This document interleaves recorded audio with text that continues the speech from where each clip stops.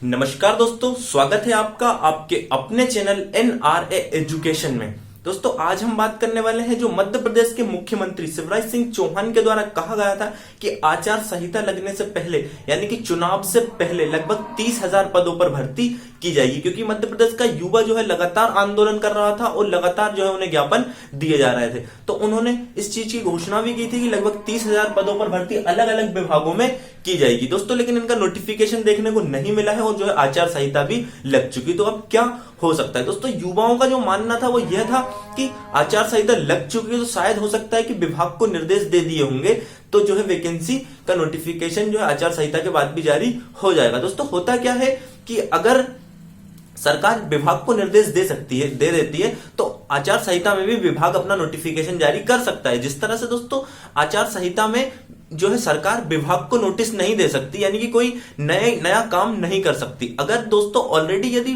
सरकार विभाग को घोषणा कर चुकी है, विभाग से कह चुकी है कि आपको भर्ती लेनी है, तो विभाग को भी कुछ समय लगता है नोटिफिकेशन जारी करने में, क्योंकि बहुत सारी प्रक्रियाएं होती हैं, बहुत सारे जो है रूल्स होते हैं जो बनाने होते हैं। जैसा कि अभी आरक्षण का मुद्दा अटका हुआ है, तो आरक्षण भी वहां देखना होगा कि 13%, 14% आरक्षण दिया जाएगा या 27% आरक्षण दिया जाएगा। उस हिसाब से दोस्तों विभाग को भी थोड़ा समय लग रहा था। तो युवाओं का मानना था कि शायद पीवी के द्वारा जो नोटिफिकेशन जारी किया जाएगा, तो पीवी को जो नोटिफिकेशन है उसे जारी करने में थोड़ा समय लग रहा है, और शिवराज सिंह के चौहान जी के द्वारा कह दिया गया है विभाग से कि आपको नोटिफिकेशन जारी करना है। लेकिन दोस्तों आज जो न्यूज निकल कर आ रही है वो यह है कि अभी जो ये सारी भर्ती प्रक्रिया है ये रोक दी गई है। दोस्तों जिस तरह से 15 मंथ कांग्रेस की सरकार ने युवाओं के खराब किए, लगभग बीजेपी सरकार भी वही करती आई है। लगभग हर बार जब भी जो है आंदोलन होते थे और जो है युवा ज्ञापन देते थे, उनसे यही कहा जाता था कि जो है नोटिफिकेशन जल्द ही जारी किया जाएगा। आज से दोस्तों 5 मंथ पहले की यदि हम बात करें तो मध्य प्रदेश के गृह मंत्री नरोत्तम मिश्रा के द्वारा कहा गया था कि जल्द ही इसका नोटिफिकेशन जारी किया जाएगा, और 4,269 पदों पर उन्होंने भर्ती प्रक्रिया की बात की थी। यदि हम एमपी पुलिस की बात करें तो, और अभी जो है कुछ समय पहले की न्यूज थी कि 3200 पदों पर पुलिस भर्ती होनी है। इसके बाद भी दोस्तों जो है मध्य प्रदेश का युवा था वो खुश था। 3 साल से कांस्टेबल की भर्ती नहीं हुई है, लगभग 15,000 पदों पर भर्ती हो, इस तरह की युवाओं की मांग थी। लेकिन दोस्तों फिर भी युवा खुश था कि 3200 पदों पर भले भर्ती हो, इसका नोटिफिकेशन तो चुनाव से पहले दे दिया जाए, क्योंकि दोस्तों 3 साल से भर्ती नहीं हुई है और युवा जो है बहुत बुरी तरह से परेशान है। तो जो इन पदों पर भर्तियां होनी थी उन पर भी अभी फिलहाल के लिए रोक लगा दी है। अभी दोस्तों यदि आपने ये न्यूज हो आपको पता चल ही गई होगी और नहीं चली है तो मैं आपको बता देता हूं। यदि हम शिक्षा विभाग की बात करें तो शिक्षा विभाग में 15,000 पदों पर भर्ती होनी थी।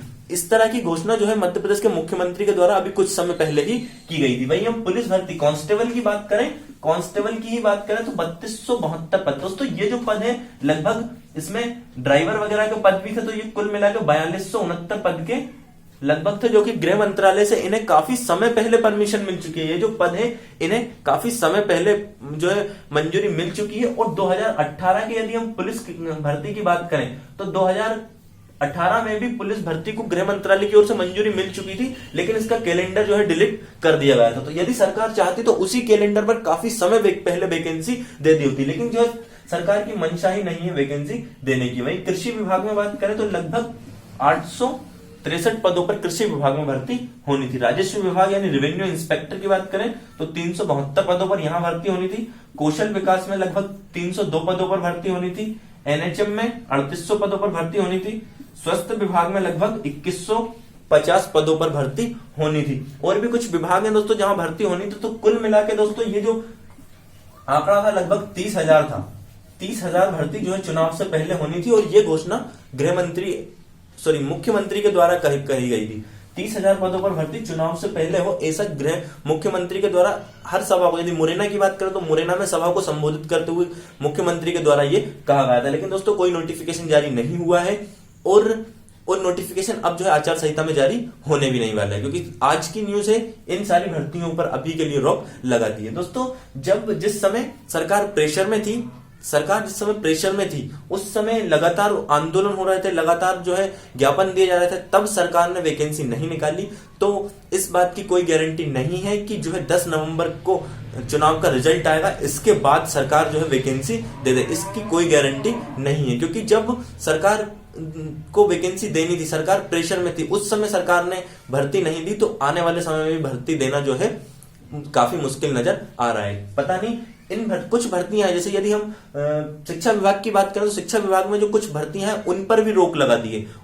उनका एग्जाम होगा, स्टूडेंट एग्जाम क्लियर कर चुके हैं, सिर्फ डॉक्यूमेंट वेरिफिकेशन और ज्वाइनिंग देनी है उन्हें। डॉक्यूमेंट वेरिफिकेशन और ज्वाइनिंग देनी है, उसमें किसी भी तरह का एग्जाम नहीं लेना है। इसके बाद भी दोस्तों उस भर्ती पर भी रोक लगा दी है। पता नहीं सरकार क्या चाहती है, युवाओं से सरकार की क्या दुश्मनी है। हम यदि बात करें 3 साल से भर्ती नहीं आई है, और कांग्रेस गवर्नमेंट की बात करें या बीजेपी गवर्नमेंट की बात करें, दोनों जो है युवाओं को टालती आई है, युवाओं को बनाती आई है। वैकेंसी इन्होंने अभी तक नहीं दी है, और अभी जो भर्तियां होनी थी, अभी जिन भर्तियों की घोषणा की थी उन पर भी रोक लगा दी है। हालांकि दोस्तों अभी जो है मध्य प्रदेश के जो पूर्व मुख्यमंत्री हैं कमलनाथ, उनके द्वारा ट्वीट करके ये बात कही गई है कि जो भर्ती है गृह विभाग में जो शिक्षा विभाग की भर्तियां हैं जिनके एग्जाम हो चुके हैं, सिर्फ उन्हें ज्वाइनिंग देनी है, उस पर रोक न लगाई जाए।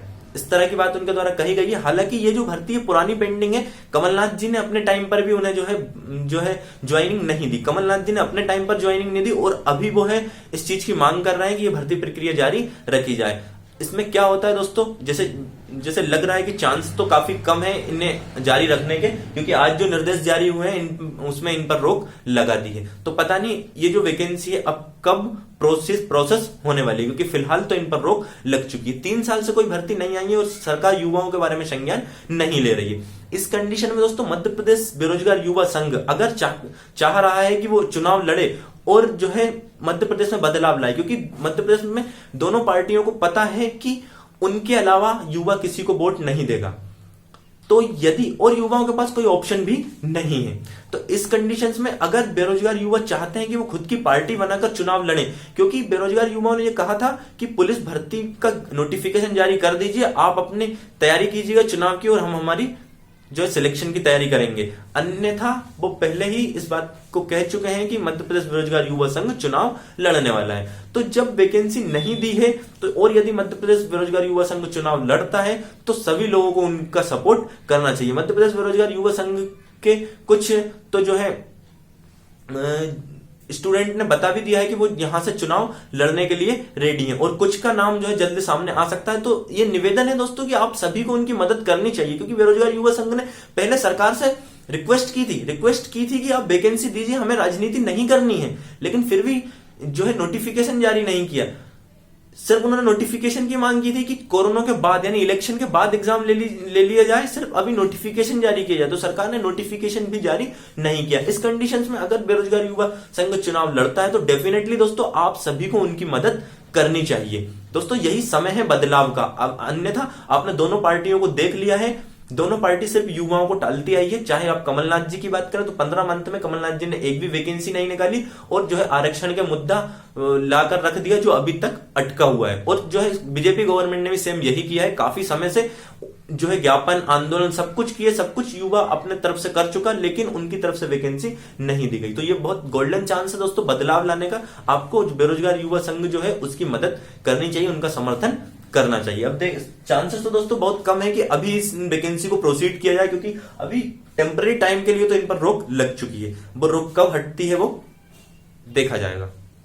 तो आपसे यही निवेदन है कि जो है बेरोजगार युवा संघ का आप साथ दें और चुनाव में उनकी मदद करें।